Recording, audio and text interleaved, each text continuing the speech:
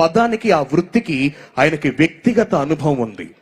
చిన్నప్పటి నుంచి తన తండ్రి ఒక కానిస్టేబుల్ కాబట్టి తండ్రి పడుతున్న కష్టాలు, తండ్రి పడుతున్న బాధలు, తండ్రి ఎదుర్కొంటున్న సవాళ్లన్నీ తెలుసుకొని ప్రజలు ఆ విధంగా ఉంటే, ప్రజలు ఏ విధంగా ఉంటే కానిస్టేబుల్స్ కి మేలు, పోలీసులు ఏ విధంగా ఉంటే ప్రజలకు మేలు అన్న విషయం యొక్క సంపూర్ణ సార్థకతతో నిలిచి ఆంధ్రప్రదేశ్ రాష్ట్ర ముఖ్యమంత్రి వర్యులు శ్రీ నారా చంద్రబాబు నాయుడు గారికి వెన్నుదండుగా నిలుస్తూ ఆంధ్రావనిని నవ్యాంధ్రగా స్వర్ణాంధ్ర లక్ష్య సాధనలో ప్రధాన భూమిక వహిస్తున్నటువంటి విశిష్ట వ్యక్తి, ఈనాటి కార్యక్రమ గౌరవ అతిథి, మీలాగే ఒక కానిస్టేబుల్ యొక్క కుమారుడు, ఈ రోజు ఆంధ్రప్రదేశ్ రాష్ట్ర ఉప ముఖ్యమంత్రి అయినటువంటి శ్రీ కొణిదెల పవన్ కళ్యాణ్ గారిని వారి సందేశం అందజేయవలసిందిగా మీ అందరి కరతాళ ధ్వనుల మధ్య సాదరంగా సగౌరవంగా వారిని అభ్యర్థిస్తున్నాం.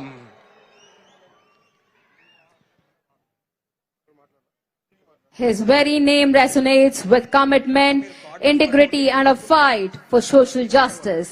He is a leader who constantly inspires the youth to dream big and work with honesty for the state's future. Please put your hands together with a thunderous welcome to the Honorable Deputy Chief Minister of Andhra Pradesh, Sri Konidala Pavan Kalyan Kumar Garu. రాష్ట్ర ఉప ముఖ్యమంత్రి వర్యులు శ్రీ కొణిదెల పవన్ కళ్యాణ్ గారి సందేశం. గౌరవ ముఖ్యమంత్రి గారు అక్కడి నుంచి కాకుండా మీ మధ్యలో వెళ్ళి మాట్లాడమని నాకు సూచన చేశారు. ఎందుకంటే ఇది చాలా నా గుండెకి చాలా ఆత్మీయమైన సంఘటన. ఇది ఒక 3-4 సంవత్సరాల క్రితం మీరు ఎగ్జామ్స్ రాసి మీకు ఉద్యోగాలు వచ్చి కూడా మీకు నియామక పత్రాలు ఇవ్వకపోవడం, దాన్ని కోర్టు కేసులు అవ్వడం, ఈ రోజున ఇన్ని వేల మందికి దాదాపు 6100 పోస్టులు ఈరోజు ఈ విధంగా ఒక పండగ వాతావరణం జరుపుకుంటున్నామంటే దానికి మూల కారకులు గౌరవ ముఖ్యమంత్రి శ్రీ నారా చంద్రబాబు నాయుడు గారు. నేను మనస్ఫూర్తిగా వారికి కూటమి ప్రభుత్వం రావాలి అని ఎందుకు ఇంత తపన పడ్డాను అంటే, మీ బంగారు భవిష్యత్తు పాడవకూడదు. మీలో ఎంతమంది ఇందాక ఒక్కొక్కరితో కథలు వింటా ఉంటే మీ 6100 మంది దాదాపు 4 లక్షల పైచిలుకు యువత ముందుకొచ్చి పోటాపోటీగా ఎగ్జామ్స్ ప్రవేశ ఉత్తీర్ణ పరీక్షలు చేస్తే దాంట్లో కేవలం 6100 మాత్రమే సెలెక్ట్ అయ్యారంటే అంత టఫ్ ఎగ్జామ్ ఇది.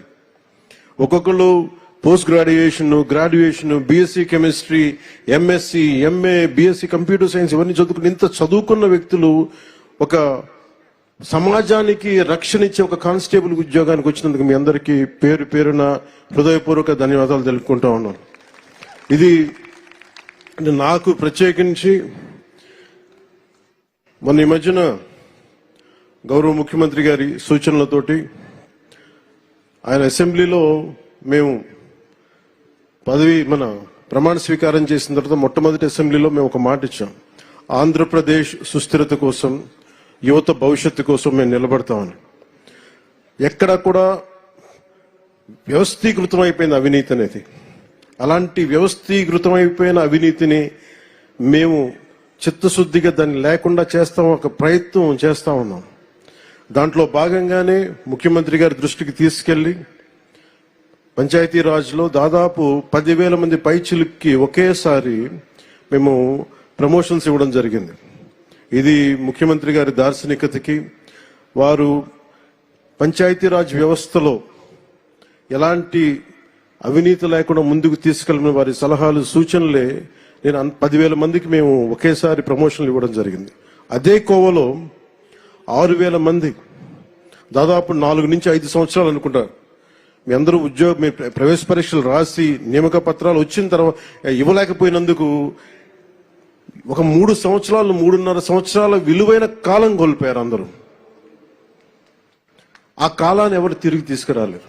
డబ్బు తిరిగి రావచ్చు కానీ కాలం, ఎందుకంటే 6,000 మంది మీరు మాట్లాడుతూ ఉంటే ఒక్కొక్కరు ఇక్కడ కూర్చున్న 6,000 మంది మీ తల్లిదండ్రులు, ఒక్కొక్కరి కష్టాలు, ఎక్కడో అల్లూరు సీతారామరాజు జిల్లా నుంచి కావచ్చు, అనంతపురం జిల్లా నుంచి కావచ్చు, అలాగే మన ఉత్తరాంధ్ర శ్రీకాకుళం, విజయనగరం. అంటే నాకు నుంచి అదే అడుగుతున్నాను, మన హోంమంత్రి అనిత గారిని, సోదరు అనిత గారిని అడుగుతా ఉన్నా, ఎందుకు ఎక్కువ మంది శ్రీకాకుళం, ఉత్తరాంధ్ర ఎందుకు ఎక్కువ చెప్పలేదు, మిగతా జిల్లాల నుంచి రావట్లేదంటే, నాకు మిగతా జిల్లాలు మా గౌరవ ముఖ్యమంత్రి గారు కూడా చెప్తున్నారు, మిలిటరీకి సర్వీసెస్ కి ఎక్కువ మన ఉత్తరాంధ్ర జిల్లా నుంచి వస్తాయని చెప్పి. ఉత్తరాంధ్ర నాకు అనిపిస్తుంది, ఒకసారి భరతమాత గుడి కూడా అక్కడ ఉత్తరాంధ్రలో ఉంది. అంటే మీరు సమాజం కోసం ప్రకాశం, కాకినాడ, ఒక జిల్లా, అన్ని జిల్లాలు మనే, ఒక జిల్లా ఎక్కువ ఒక జిల్లా తక్కువ కాదు. కానీ సత్యసాయ ఏ జిల్లా ఎక్కువ కాదు, ఏ జిల్లా తక్కువ కాదు, అన్ని సమానం. గౌరవ ముఖ్యమంత్రి గారు ఎంత ప్రేమ లేకపోతే మీ సత్యసాయి జిల్లాకి ఎన్ని పరిశ్రమలు పట్టుకొచ్చారు, అలాగే ఎంత ప్రేమ లేకపోతే మన ప్రకాశం జిల్లాకి జేజేఎం పట్టుకొస్తారు. ఏ జిల్లా, అక్కడ బాపట్ల అన్నా, గుంటూరు అర్బన్ అన్నారు, అనకాపల్లి,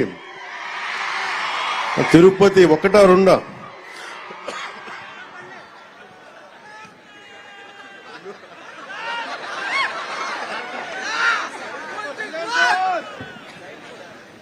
ఈరోజు ఇలాంటి పండగ వాతావరణం సందర్భంలో ఒక వ్యక్తి లోటు బలంగా తెలుస్తుంది. సోదరులు, గౌరవ మంత్రివర్యులు, ఐటీ మంత్రివర్యులు శ్రీ నారా లోకేష్ గారు లేని లోటు చాలా బలంగా తెలుస్తూ ఉంది.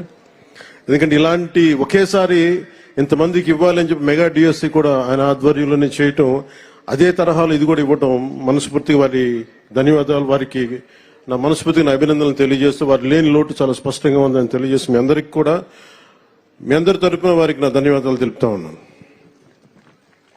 అలాగే ఇందాక లోకి బాబురావు గారు మాట్లాడింది నాకు ఎంత కదిలించేస్తున్నాయంటే, మీ కథలు కుందరపు మణికంఠ గారు కావచ్చు, కసింశెట్టి అఖిల్ గారు కావచ్చు, కొమ్ము శిరీష గారు కావచ్చు, షేక్ గండ్లూరు హఫీజం గారు కావచ్చు, ఇట్లా 6,000 మందిని ఒక్కొక్కరిని మీరు ఎలా సెలెక్ట్ అయ్యారంటే ఒక్కొక్క కథ ఉంటుంది. నేను మా నాన్నగారిని చూసేవాడిని. నాకు ఊహ తెలిసేటప్పటికి మా నాన్న పెట్టి ఆఫీసర్, ఆయన ఒక కానిస్టేబుల్ గా ప్రారంభమై, మా కోరిక ఏంటంటే మా నాన్న వచ్చిన ప్రతి ప్రమోషన్ మా ఇంట్లో పండుగ ఉండేది.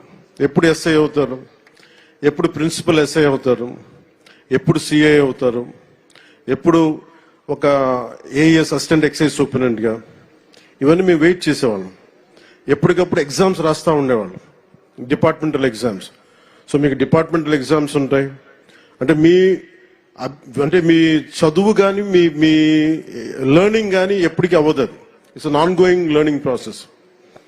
నాకు మీ అందరినీ చూస్తే నాకు ఎంత ఆనందంగా ఉందండి. ఇందాక గౌరవ ముఖ్యమంత్రి గారితో నాకు అవకాశం లభించింది, మీ అందరినీ చాలా దగ్గరగా చూసే అవకాశం, మొత్తం అన్ని జిల్లాల నుంచి ప్రతి ఒక్కరిని నమస్కరించడానికి, మీ తల్లిదండ్రులతో మాట్లాడటానికి ఎంత ఆనందం అనిపించిందంటే, నాకు మీ కళ్ళల్లో ఆ ఆనందం నాకు నా తల్లిదండ్రులను చూసుకున్నట్టు అనిపించింది. మీ అందరిని చూసాను, అంత అద్భుతంగా అనిపించింది నాకు.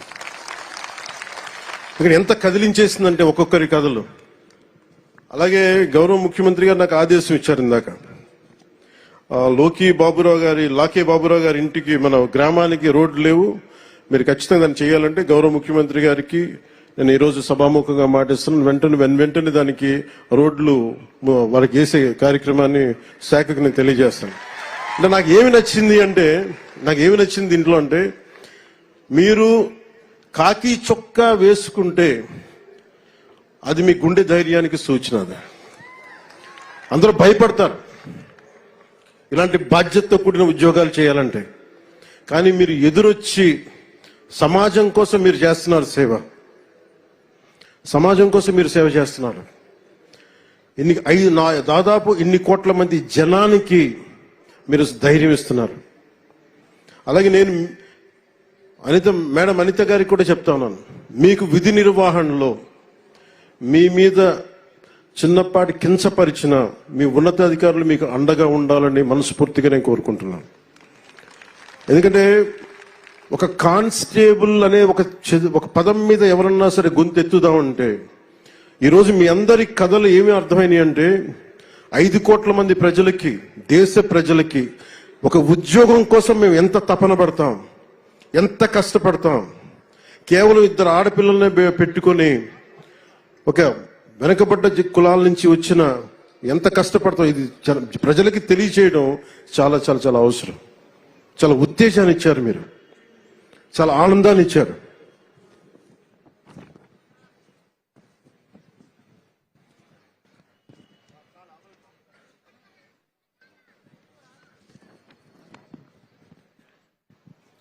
రెండు 2022లో కానిస్టేబుల్ ఉద్యోగాలు భర్తీ చేస్తా ఉంటూ ఆర్భాటంగా నోటిఫికేషన్ ఇచ్చారు.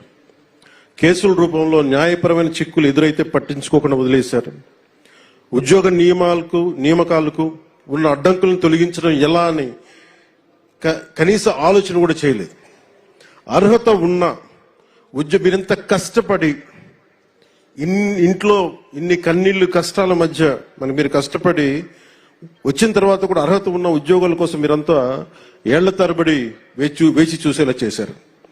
మీరు కోల్పోయిన 3 ఏళ్ల కాలం మేము తిరిగి ఇవ్వలేం, కానీ గౌరవ ముఖ్యమంత్రి గారు మీకు భరోసా ఇచ్చారు. ఈ రోజున కార్యక్రమం గౌరవ హోంమంత్రి గారి అనిత గారి ఆధ్వర్యంలో మేము ఉన్నాం.